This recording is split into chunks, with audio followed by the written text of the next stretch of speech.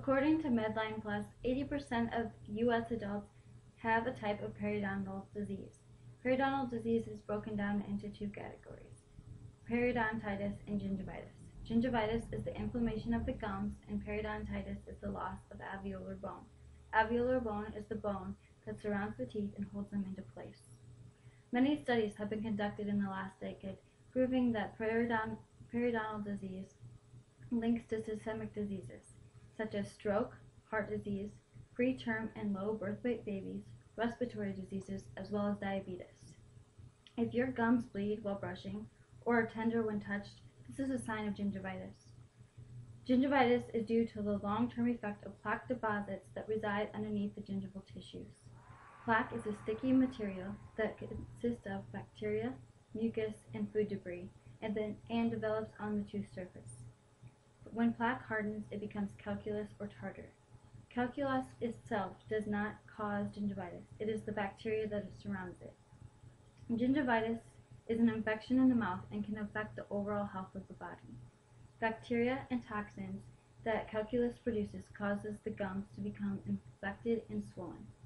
Esther Wilkins states, early gingivitis is reversible when biofilm is controlled and inflammation is reduced.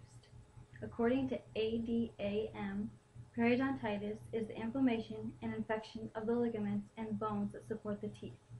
This problematic condition can cause loss of the teeth due to the bone loss. Plaque and tartar can build up at the base of the teeth, causing a pocket to form. Continued inflammation eventually causes the destruction of the gums and the bone that surrounds the teeth. As dental professionals, we have a few different ways to diagnose this disease. The first way is to look at the appearance. If it's red and swollen, this is the first sign of inflammation. An instrument also can be used called a probe, and the probe measures the alveolar bone. A healthy pocket is 1 to 3 millimeters, and anything over a 3 millimeter pocket means you have loss of alveolar bone.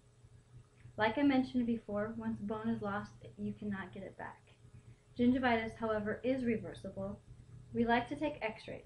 We usually like to take 4 x-rays, 1 or 2 years. According to Mosby, these x-rays show us the bone levels as well as show us if there are any abscesses that are undetectable by just simply looking in the mouth. In order to prevent this disease from occurring, a person must do a couple of things. The first step in maintaining a good oral cavity is to practice it. Simply brushing and flossing prevents the disease from occurring, and I'm going to show you how to brush properly. To brush properly, you will use your toothbrush. You will point it at a 45-degree angle towards your gums. You will brush in a circular motion. You want to brush the outsides of the teeth. When you want to move, you will pick up the toothbrush and move it. Do not slide it. It can cause damage to the gums. You want to also brush the tops of the teeth, the occlusal surfaces, as well as the insides of the teeth. Most calculus builds up right behind these front teeth right here. So what if you have gingivitis or periodontitis? Like I mentioned before, a good thorough cleaning is very important. This will remove any bacteria that is causing the tissues to be inflamed. Meticulous home care is by far the most important thing that you can do. If a person brushes properly for 2 minutes, 2 to 3 times a day, as well as flosses 1 to 2 times a day, this can prevent any risks from getting periodontitis or gingivitis. To stay on a routine to maintain a healthy oral cavity is very important. Now you might ask, what about periodontitis? This is not reversible, but it is very much preventable. To follow instructions I just discussed before, we will help your chances to never have this disease.